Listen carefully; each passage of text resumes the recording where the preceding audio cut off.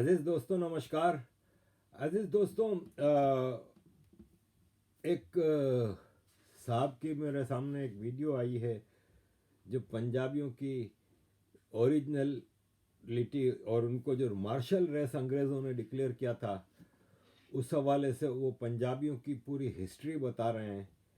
اب ایگری کرنا نہ ایگری کرنا ہر آدمی کا اپنا مسئلہ ہے، لیکن بہرحال یہ بڑی انٹرسٹنگ انہوں نے ہسٹری بتائی ہے کہ کس طرح یہ مارشل ریس تو ہوتی نہیں تھی، یہ تو بزدل قوم تھی.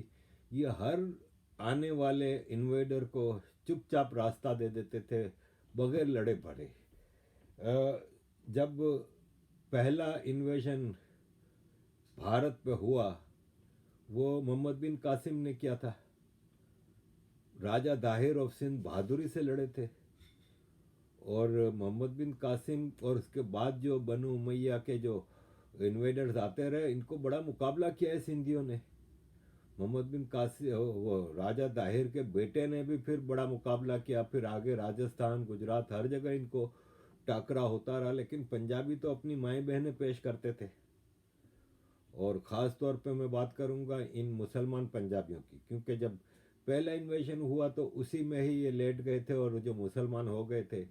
باقی پنجابی جو ہیں جو بعد میں سکھ ہوئے یا ہندو تھے، جو پنجابی پہلے تو سب سے پہلے ہندو ہی تھے سارے پنجابی، اور اس کے بعد یہ مسلمان ہوئے، سکھ ہوئے. تو سکھ اور ہندو پنجابیوں نے تو ہمیشہ ڈٹ کا مقابلہ کیا، لیکن یہ مسلمان پنجابی تو ہر آنے والے انویڈر کو، چاہے وہ بابر آیا، چاہے وہ محمود غزنوی آیا، چاہے انگریز آئے، چاہے جو بھی آئے، ان سب کے آگے لیٹ جاتے تھے چپ چاپ. تو ان کی ایک ہسٹری کی ایک ویڈیو سامنے آئی ہے، وہ آپ کے سامنے رکھنا چاہوں گا، آپ کو ضرور انٹرسٹنگ لگے گی. تھینک یو ویری مچ عزیز دوستوں for all your support. Kindly keep supporting. ان کے ہسٹری میں کبھی بھی مشہور نہیں تھا کہ یہ جنگجو لوگ تھے.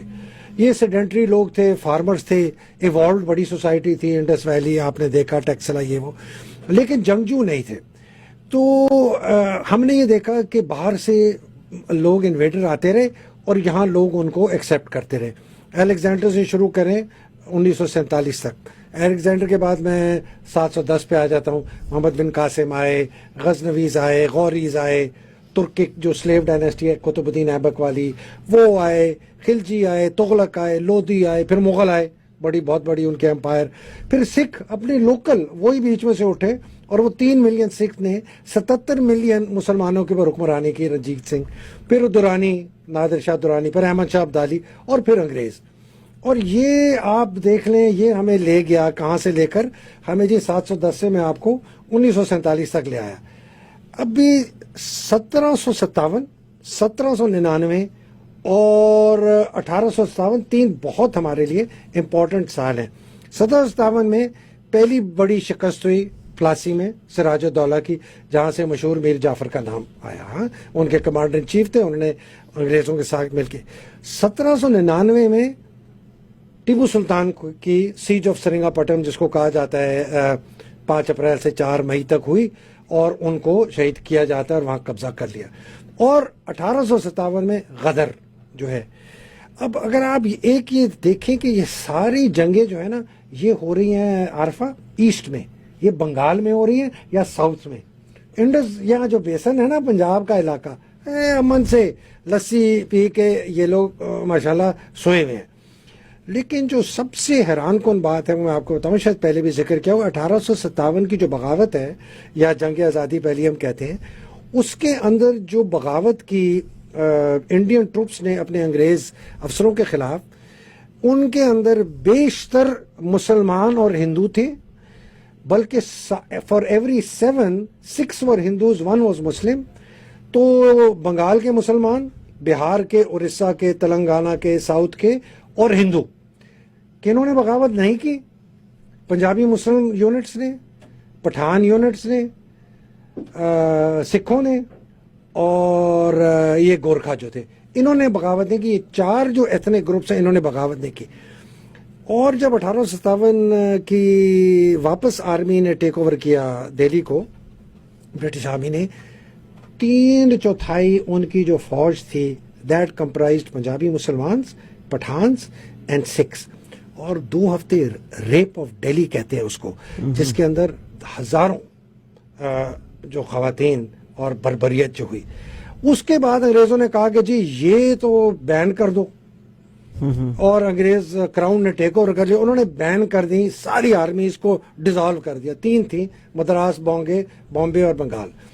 اور انہوں نے نئی بھرتیاں شروع کی. اب انہوں نے کہا جی یہ بنگالی کو نہیں لینا، بہاری کو نہیں لینا، یہ ہائی کاسٹ برہمن کو نہیں لینا، ہم نے لینے ہیں جن کو انہوں نے کلاسیفائی کیا، ہم نے لینا ہے جی مارشل ریسز. اب مارشل ریسز کی نا انہوں نے کیٹیگرائز میں 5 انہوں نے بنائی. انہوں نے کہا جی پنجابی مسلمان، پٹھان، پنجابی ہندو لو کاسٹ، ہائی کاسٹ نہیں، پنجابی سکھ اور گورکھے.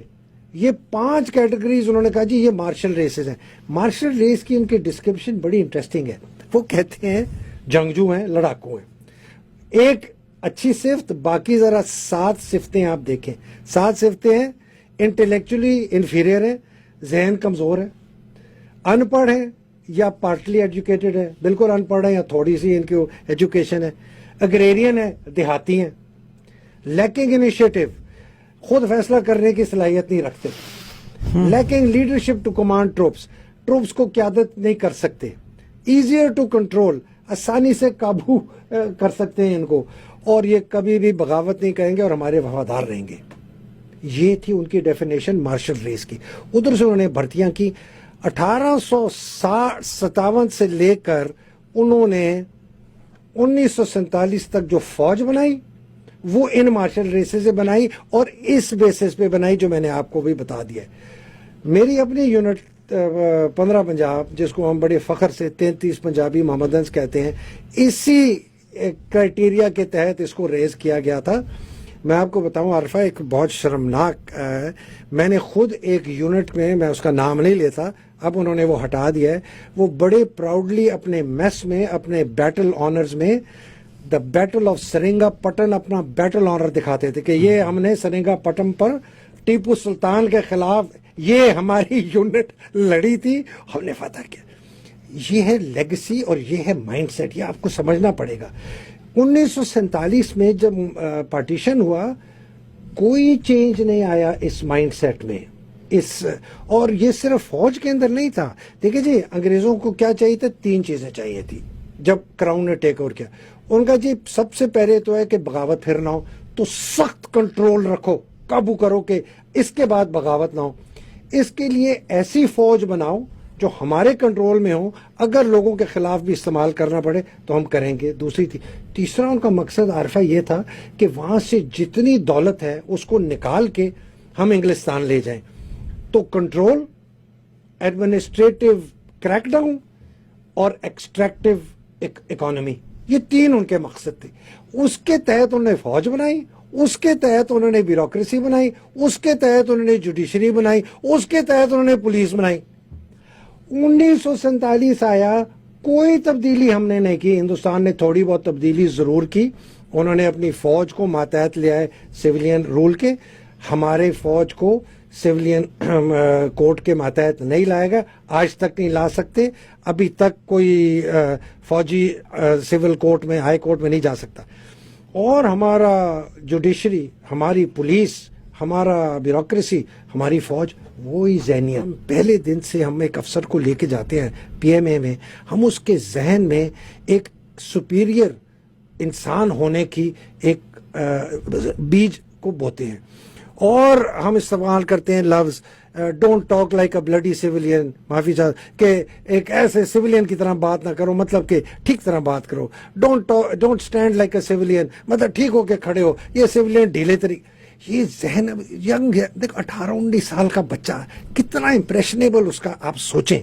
اور وہ 2 سال اس قسم کی ٹریننگ میں جاتا ہے، اور وہ پھر جب وہاں سے نکلتا ہے نا، وہ سمجھتا ہے کہ وہ بڑی کوئی چیز ہے، اور وہ سمجھتے ہیں میں سب سے سپیریئر ہوں، باقی سب میرے سے انفیریئر ہے، پولیس بھی میرے سے انفیریئر ہے، لا بھی انفیریئر ہے.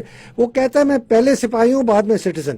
کہ ہماری جو جوڈیشری جس قسم کے فیصلے کرتی ہے، اس کا ذہن وہی ہے. بیکاز ان کی بھی ٹریننگ وہی، ان کی جوڈیشل اکیڈمیز میں وہی ٹریننگ ہو رہی ہے جو 90 سال سے 1947 تک کرائی گئی اور اسی کو بڑھایا. ہمارے سی ایس پی میں آپ جائیں، آپ کو آنیسٹلی آپ ان سے پوچھیں وہ ان کو پتہ ہے کس کس قسم کی چیزیں کہتے ہیں. اب پتہ نہیں شاید بند کر دیوں کہ جب تم اپنے اے سی کا عہدہ لینے جاؤ پہلے ہفتے کے اندر اندر تم نے ہاتھ بھی نہیں ملانا کسی سے. یہ ان کو پڑھایا جاتا تھا کہ یہ اس میں کہ اکڑ اپنے دور رعایا دور ہے تم حاکم ہو. اب آپ آ جائیں فوج کے اوپر. اب یہ انگریز کی فارمائکا چلی گئی. اس لو تو وہ تو اپنے ملک میں تو سے سب کو ٹھیک کر لیا, ہمیں یہ چھوڑ گیا. میری مدد کرو, تم حاکم نہیں ہو, میں اسی ملک کا شہری ہوں جس ملک کے تم شہری ہو, تم کوئی حاکم. لیکن وہ حاکم کی وجہ سے وہ اب وہ ہے اپنے آپ کو سب سے زیادہ طاقتور اس میں فوج ہو گئی. چونکہ مارشل لا لگے 30 33 32 سال, اس کی وجہ سے انہوں نے اپنے ارد گرد اور بھی ان کی جو دولت جو تھی انہوں نے اکٹھا کر دیا, ہر جگہ اپنے شکنجے پھیلا دیا. اور اب آپ دیکھتے ہیں کہ it is a state with in the state. میں اس ذہنیت سے اختلاف کرتا ہوں جو کہ اس ملک کو ایک کالونی کی طرح دیکھتی ہے, جو اس ملک کی رعایا کو ایک کالونی کی طرح دیکھتی ہے, جو سمجھتی ہے کہ میں ہر قانون سے بالا تر ہوں, میں آئین سے بالا تر ہوں. ڈنڈا مار مار کے نا بندوں کو سیدھا کرو, الٹا لٹکاؤ, مرچیں لگاؤ, کیا کا نہ کرو. لیکن چونکہ نظام آمرانہ ہے, چونکہ سوچ آمرانہ ہے, چونکہ رعایا حقیر ہے, ہم سپیریئر ہیں, اور چونکہ پیچھے سے ڈنڈا میرے اپنے بڑے ایک ڈنڈے والے کے پاس ہے. اب وہ کہتا ہے جی میں نے چیف منسٹر پرویز الہی صاحب سے رجوع کیا, انہوں نے مجھے کہا کہ مجھے کچھ خدشات ہیں, فیصل نصیر کا نام نہ ڈالو, شہباز شریف کا ڈال سکتے ہو, رانا ثناء اللہ کا ڈال سکتے ہو. اب یہ ساری چیزیں کس چیز کی عکاسی کرتی ہیں کہ رول آف لا نہیں ہے. 71 کی جنگ ہوئی, آدھا ملک ٹوٹ گیا, نہیں کرو.